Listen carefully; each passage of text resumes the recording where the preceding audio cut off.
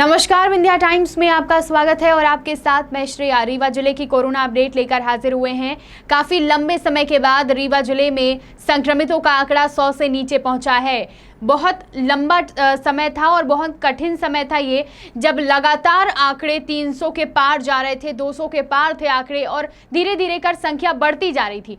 लेकिन अब एक एक कर संक्रमितों का आंकड़ा कम हो रहा है और अब ये आंकड़ा 100 के नीचे पहुंच गया है और इसमें जिला प्रशासन और जनता का पूरा सहयोग रहा है, इसीलिए संभव हो पाया है। 97 संक्रमित मरीज 24 घंटे की रिपोर्ट में सामने आए हैं। रीवा जिले में 1526 सैंपलों की जांच हुई थी और 1526 सैंपलों में 97 संक्रमित मरीज मिले हैं। अच्छी खबर यह कि 232 मरीज 24 घंटे में स्वस्थ हुए हैं और अपने घर लौटे हैं। अब लग रहा है हालातों को देखकर कि स्थिति फिर से सामान्य हो सकती है, फिर से जनजीवन पटरी पर आ सकता है और फिर से सारी चीजें खुल सकती हैं।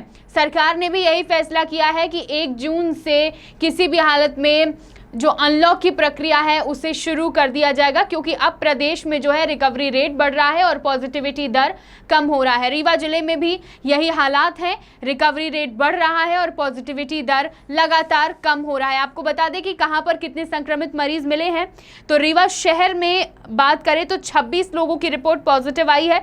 गोविंदगढ़ में 6, नई गढ़ी में 5, गंगेऊ में 11, रायपुर कचुलियान में 10, मऊगंज में 3, हनुमना में 12, जवा में 7, त्योथर में 9, सिरमौर में 8 संक्रमित मरीज मिले हैं। अब तक 16,000 से ज़्यादा संक्रमित मरीज मिल चुके हैं रीवा जिले में। कल की बात करें तो 3 लोगों की मौत हो गई, जिनका नगर निगम द्वारा प्रोटोकॉल का पालन करते हुए अंतिम संस्कार किया गया। मौत के आंकड़े अभी भी सामने आ रहे हैं और जब ये आंकड़े बिल्कुल ही थम जाएंगे तब ये कहा जा सकता है कि संक्रमण का खतरा पूरी तरह से टल गया है, क्योंकि अब स्थिति सामान्य होती दिख रही है धीरे धीरे। लेकिन एक बात का ध्यान रखना हमें और आपको बेहद ज़रूरी है कि जब कोरोना की पहली लहर में भी स्थितियां सामान्य हुई थी तो लापरवाही देखी गई, लेकिन इस बार अपील है और खुद भी आपको ये समझना होगा कि संभावनाएं हैं तीसरी लहर की, इसलिए हमें सजग रहना होगा, सावधान रहना होगा और अनलॉक के बाद भी लापरवाही बिल्कुल ना करें।